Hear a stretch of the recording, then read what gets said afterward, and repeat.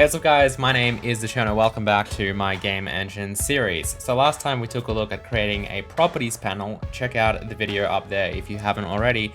And today we're going to be continuing on with the whole properties panel adventure, and more specifically beginning to implement the UI for all the various different components that we have in our game engine at the moment. So the first thing I want to do is actually take a look at Hazel Dev. So if we come on over here into Hazelnut, this is the development version of Hazel that's available to patrons. By the way, patreon.com/thecherno, best way to help support the series and everything that I'm doing here. If we look at the properties panel here, obviously it's been expanded quite a bit, compared to what we have in our kind of humble game engine series version of Hazel. But this properties panel, the idea is we can select anything here, and of course it's going to display the actual components that we have here. We can add components, we can remove components. The UI is still kind of like work in progress, but you can see that it's basically functional. And this is just an example of what it is we're working towards in our kind of game engine series. So what we're going to focus on today is this camera component. So the camera component lets us, it's obviously something that we actually add to a camera. If we were to play the scene now, you can see that whatever the camera component contains, so like, the projection, the field of view, you can see I can change actually while it's running.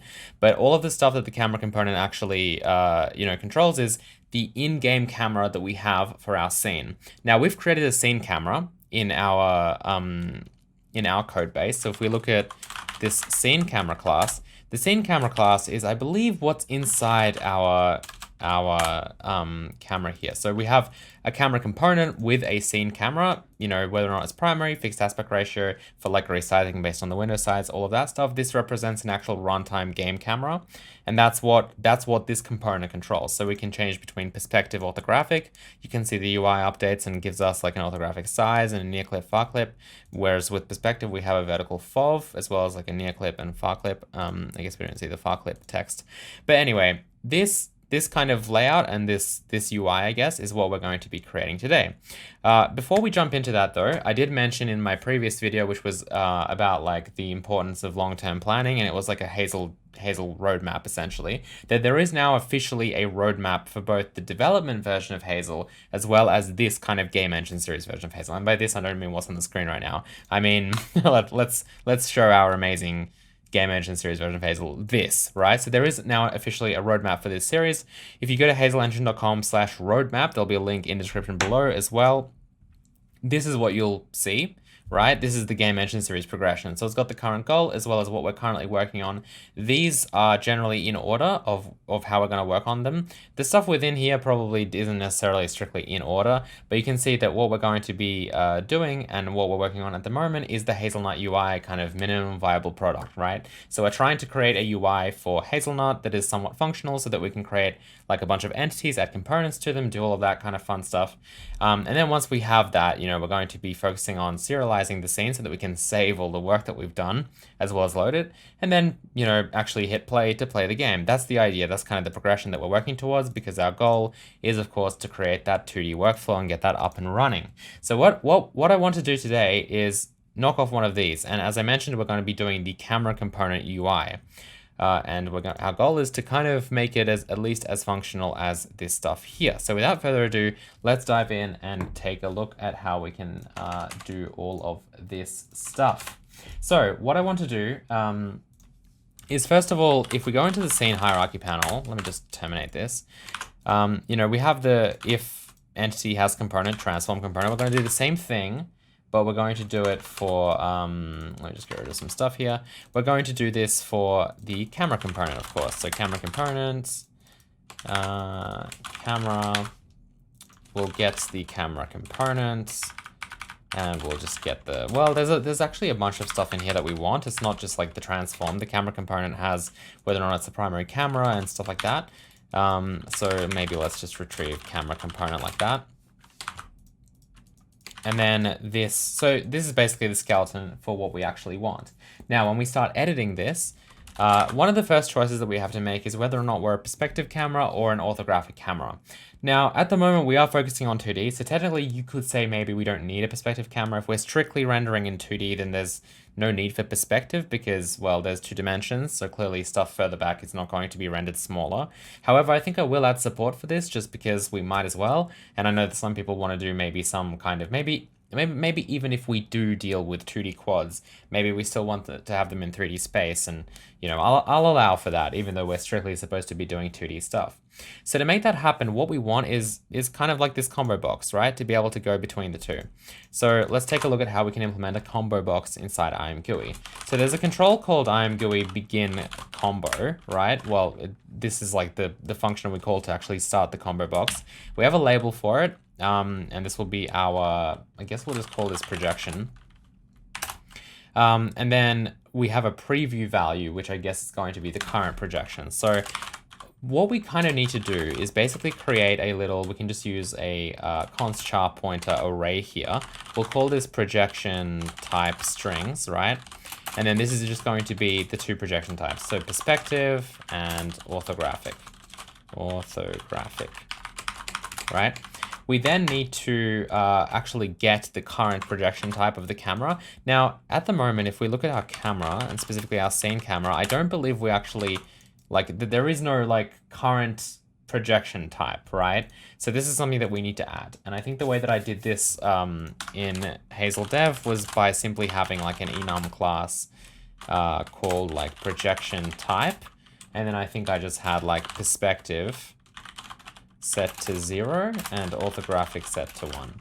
So the purpose of this, and also the reason why these numbers actually matter, is because they're actually, we're going to use them as indices into this array. So in other words, 0 is going to match perspective, so the first index inside this projection type strings, and orthographic is going to match index number 1, right? So now we've got a way to store them as an enum, right? And we can just, I don't know where we're going to put this. I guess we'll put it as the first thing, projection type, and we'll set it equal to, like, I guess orthographic for now, just because we're in 2D land, but realistically you'd probably want, for a game engine like Hazel, you'd probably want it to be 3D by default, because that's what you would probably expect people to use. Even if they are making a 2D game, nothing necessarily wrong with perspective rendering, of course, or perspective projection. Okay, so now the next step is going to be to see what the current camera's projection is, and then actually have a, I guess, like a pointer to the projection type. So const char current projection. Now these are const char pointers, so we don't have to worry about copying them or anything because they're just pointers. So current projection string, current projection type string, right? So what this is going to be is one of these, right? It's going to be one of these, and specifically it's going to be camera component dot camera dot get projection type, which we don't have yet, cast to an int. So we've got the enum, we're casting it to an int, we should get 0 or 1, and that should correspond to one of these, and this is what we can feed into here. So we'll say if, this is for whether or not we actually click on it to expand it. So if it has been started, we need to deal with, actually need to write some IMGUI code to handle selection here, which we will do in a minute, but first I want to implement this get projection type function. So this will be projection type get projection type const return projection type, and then now obviously this should work out. Okay, so what this should do is, if I just launch this, probably not really any point in launching it just yet, but I will anyway.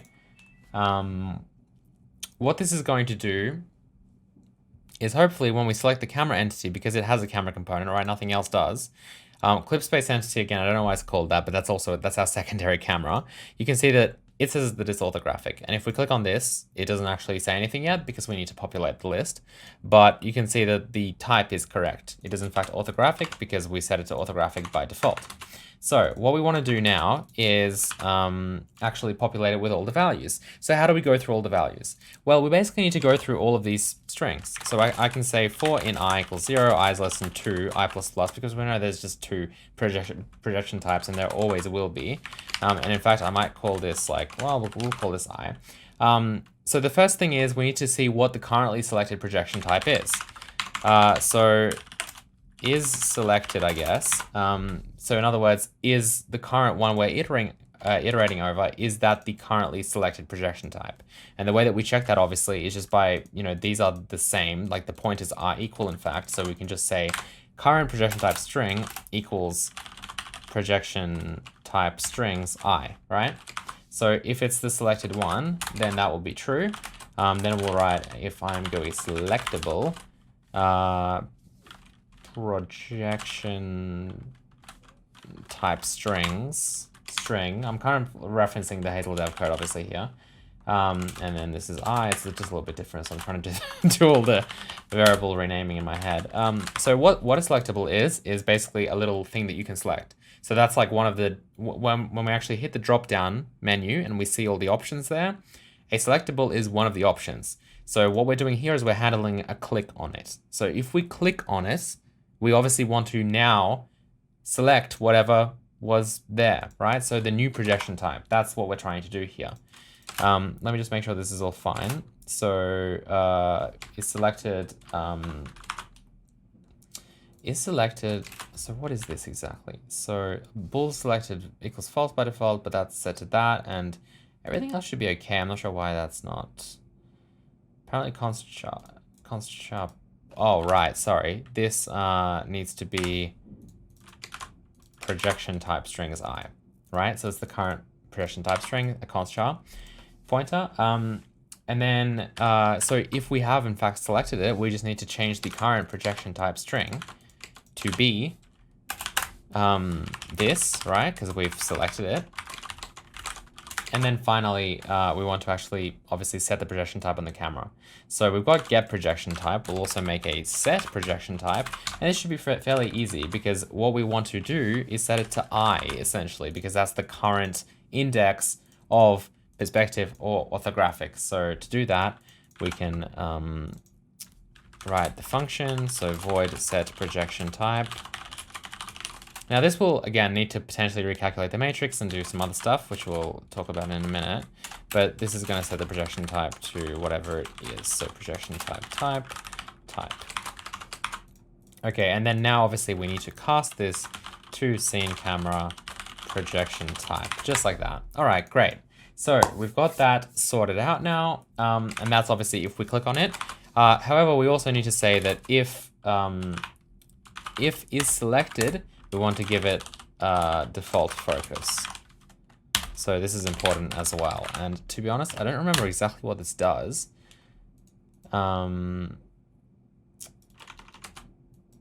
If it's selected as the default item. Yeah, so what this, I guess what this does is it actually shows the default item as the like inside the combo box. So important stuff.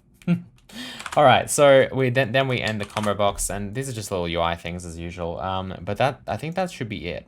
So the actual set projection type function, it depends how your camera is set up, because I think in Hazel Dev we recalculate the camera's matrix all the time.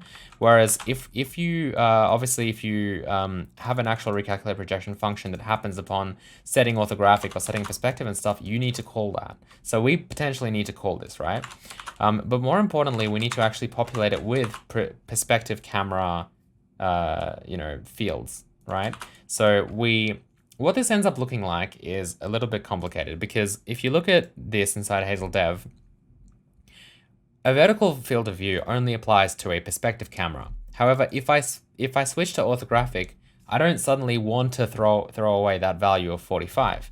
I obviously want to keep it, because if I switch back, I expect 45 to be there, not 0 or like some other default value. If I set this to 55 or whatever and I go to orthographic and then back again, I want it still there, which effectively means that this component needs to carry both the orthographic parameters as well as the perspective parameters. That's kind of expected.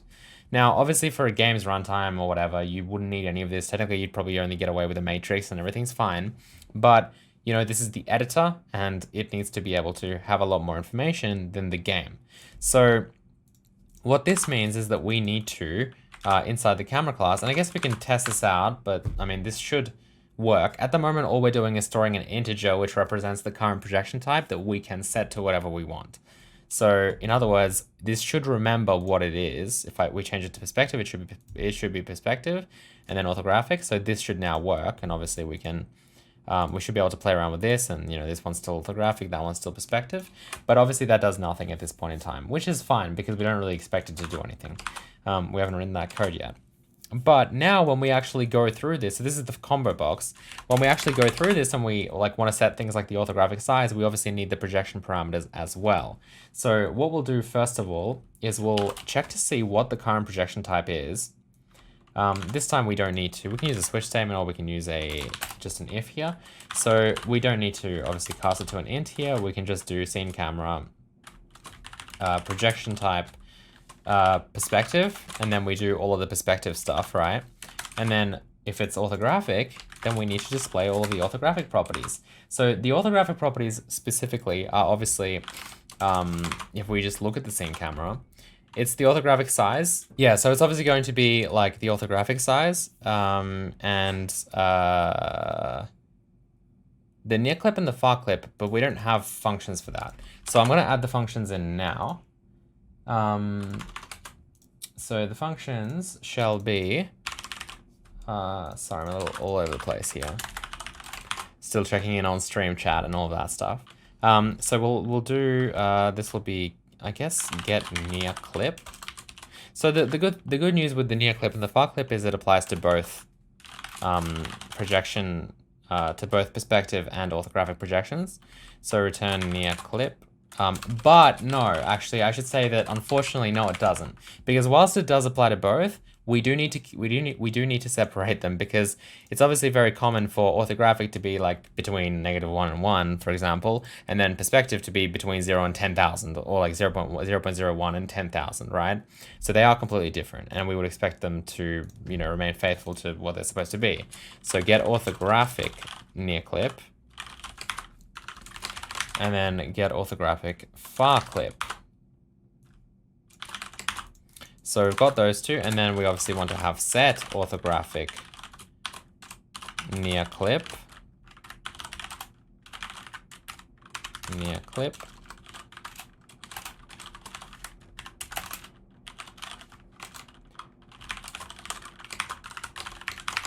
and then set orthographic far clip.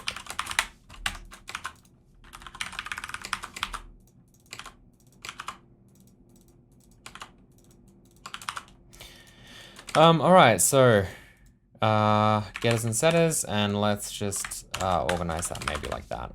So orthographic size, orthographic near clip, orthographic far clip, let's display that stuff. So let's see. What I'll do probably is just do camera equals camera component dot camera, just because I don't want to keep calling camera component dot camera everywhere. Like here, for example, and here. Okay, so camera get orthographic size is what I care about. I'll just quickly write them down. Get orthographic size, and then we obviously have near clip and far clip. Okay, so this is pretty simple. Just GUI drag float, I guess. The orthographic size, so label, again, we'll just say size. Labels are currently going to be on the right because that's how GUI works, but in the future we will write some code to make them be split up into like 2 columns here, and be with the labels on the left and the stuff on the right, but just not at the moment. That's going to actually be in our roadmap in the Polish UI pass that we do eventually. Okay, so size is camera, and the way that you do this again is usually I end up doing something like float, ortho size or something equals get orthographic size, and then this is what I obviously pass in here. So this becomes taking an ortho size. I don't know what the units should be, and then if it changes at this point, then I'll just set it. So camera dot set ortho size, orthographic size to ortho size. That's it. And this kind of pattern you follow for everything else. So the ortho near ortho far. This is obviously near clip, far clip. Set orthographic far clip, set orthographic near clip, ortho near, ortho far. Lots of lots of copying and pasting here. So this is like near, far. I like to keep the label simple. I think that's it, right? So that's basically like, that's us setting the camera correctly. No recalculating is taking place here, which is wrong. But I think we've got all the UI sorted. So if we click on camera, you can see it looks, yeah, it doesn't look the best, but you know, we should be able to set the stuff. It doesn't look like it actually gets set, which is strange. Oh, okay. Oh, this works. Why does this work? Oh, well, they're all pointing to the same thing here. That's because I'm a... yeah. Not enough copying and pasting, it seems. I tried my best, but no, I always fail. I'm drinking some pineapple tea here, which is a little odd, but it's not too bad. All right, there we go. Orthographic near and far is fine. And yeah, it's a little bit strange as to why the size is working. So if we set the orthographic size, oh, right, because it actually calls recalculate projection. So this is something that we, you know, as a little, I'm not sure if we want to calculate this, all like recalculate them straight away. But you know, we could just easily just add recalculate projection. Let me just, I don't like the fact that it's doing that, but there's no way around it. All right. So when we set anything, we recalculate the projection, pretty standard, including when we actually set the projection type. So if we launch this now, hopefully our clipping will also work. And yeah, we've basically written a little camera UI component system, which is pretty cool. So we can edit the camera stuff. There's the size, there's the near clip and far clip. You can see it's working because it's clipping. Then if we go to perspective and then back again, it'll recalculate everything. We won't see that because there is currently no perspective stuff. So let's add in the perspective stuff now. So the perspective stuff, how does that work? Well, if we go to scene camera, basically we want a copy of this, but for perspective stuff.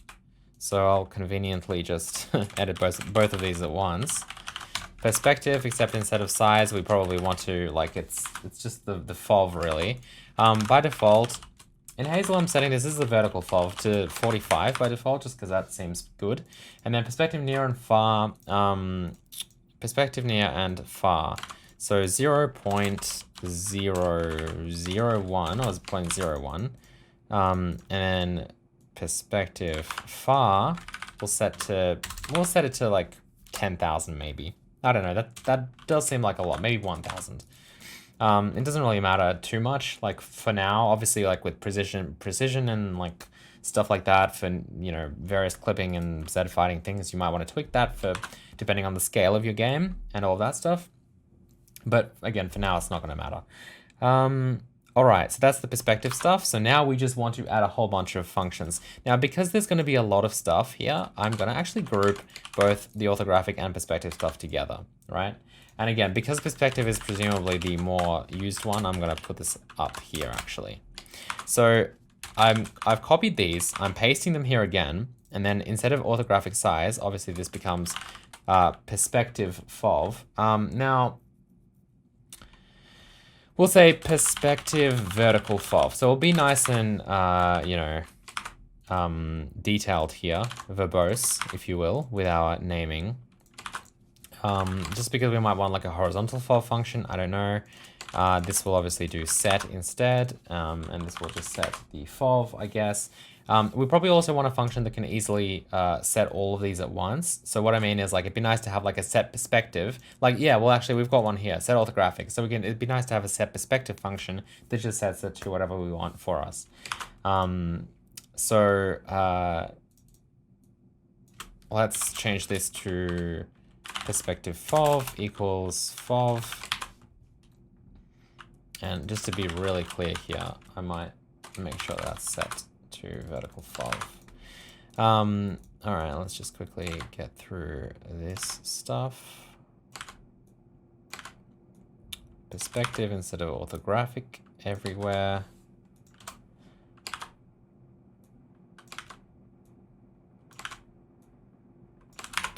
And that's probably it, to be honest. So again, I'll duplicate this function just for completeness. We'll call it set perspective.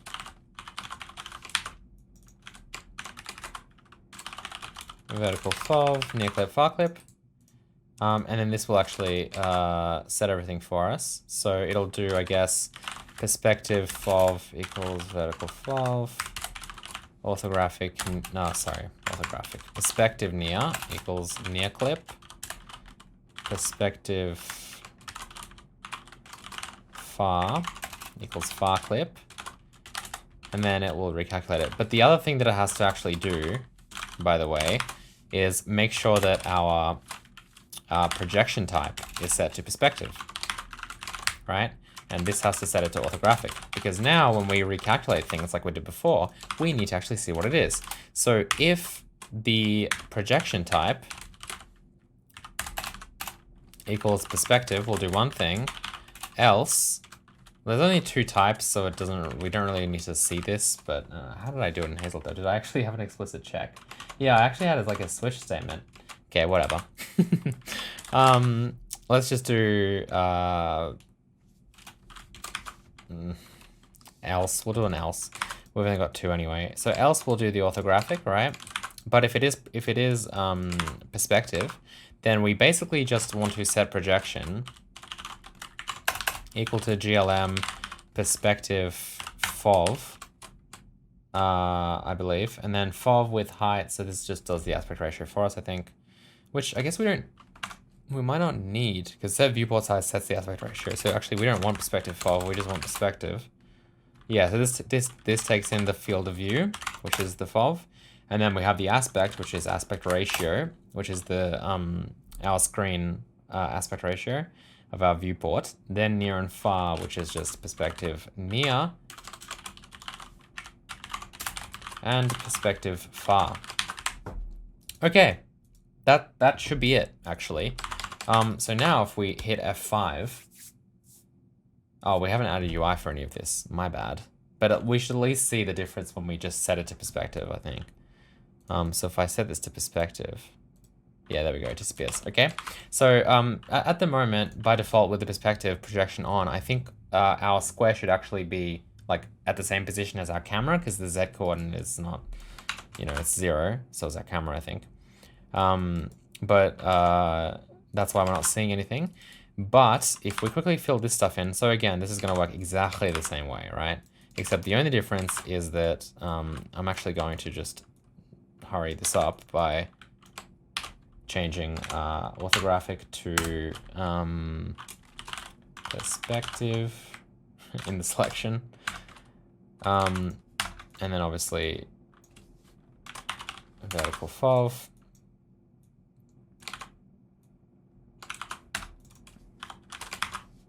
Did I call this? Yeah, I did call this vertical FOV. And then near and far stays the same. Okay, that's it, I think. The only difference is that's it, actually. Make sure we call it recalculate projection. And I think that's good. Now, can we move the square backwards, though? That's the thing. I don't know if we can. Do we have... No, I've got XYZ transform, I think. We should be able to, right? Yeah, we do. So if we get the camera entity here, we can still obviously change the ortho size. If I switch to perspective, vertical FOV is 0.785. Oh, we're still on ortho size. Wait, what? But that is the vertical FOV. Why is it... Is it in radians? Oh, it is in radians. My bad. Okay. So let's rename this, because we didn't rename it. So this is the vertical FOV. I'll just go lowercase. Vertical FOV. And then we want to convert that into degrees. And then back into radians, because we want to deal with it in degrees. That should be better.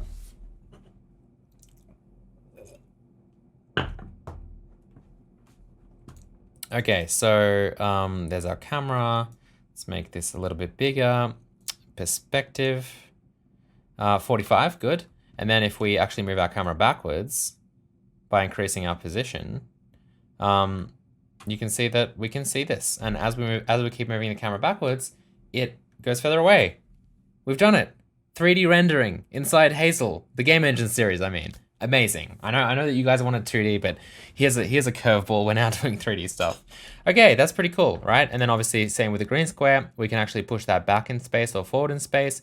And you can see that depending on our Z position, this is actually now getting smaller because we're of course using orthographic projection, perspective projection. If we go to our different camera, I guess we won't see anything because, where is our green square? Our green square is not in here.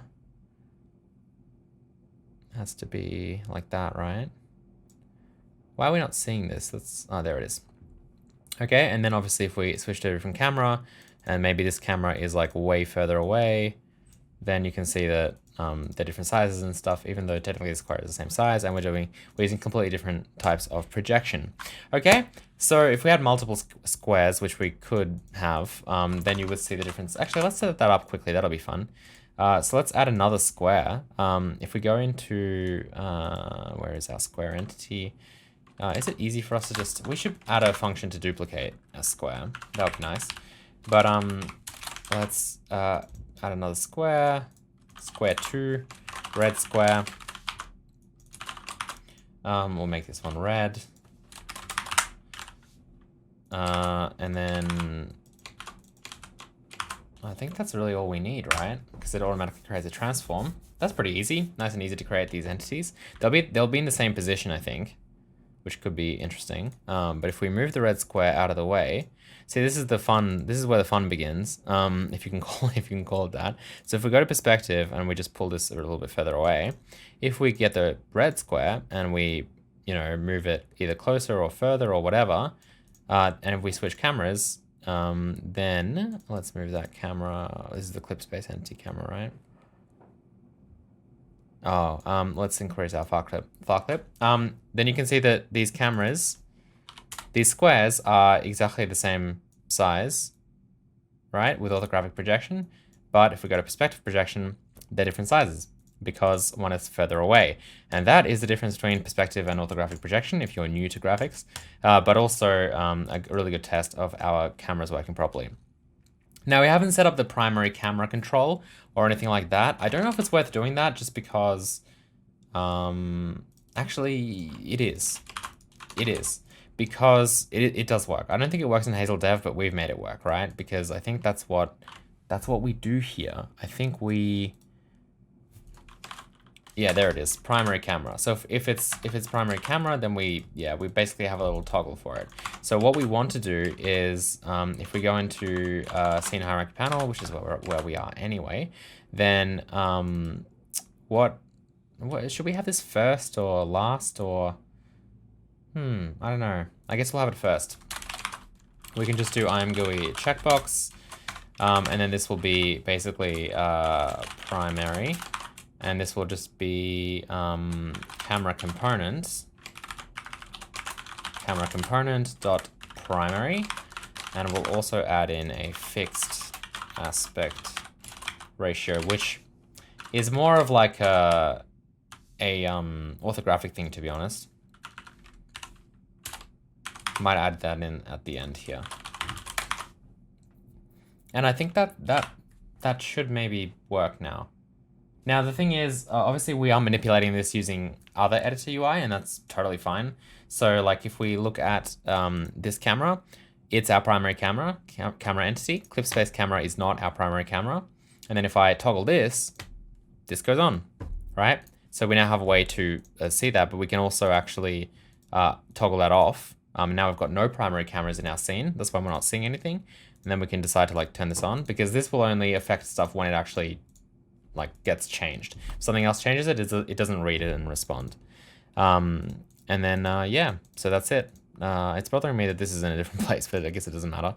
And then fixed aspect ratio, if we have an orthographic camera like this and we turn fixed aspect ratio on, I think that no matter what we resize it to, you can see that it's going to keep to its own aspect ratio, which is probably not necessarily what we want. But if we change that and then we resize, you can see that it works properly. So that's what that does. But yeah, that's the camera component, now fully functional.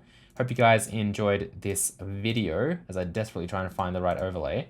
Hope you guys enjoyed this video. If you did, please don't forget to hit the like button below. And if you're on Twitch, then don't forget to follow the stream. Shout out to Jack Jackson for subscribing during the recording of the stream. Don't forget that you can also help support the series by going to patreon.com/the Cherno, and then you'll also get access to Hazel Dev, which is what I showed earlier, the more advanced version of Hazel, and of course you'll be supporting Hazel's development as well as the development of this whole series. Next time, according to our roadmap, it looks like we are going to continue on with other UI stuff, probably like the sprite renderer UI, maybe revisiting the tag UI and getting all of the rest of the components basically sorted out so that we can have a more complete way to actually build stuff inside Hazel. And then from then onwards, we also want to be able to create, like, add and remove entities and stuff like that using the UI. So that's really when we'll be able to stop using the code, hopefully, and start actually building things inside Hazel. Thank you all for watching, and I will see you next time. Goodbye.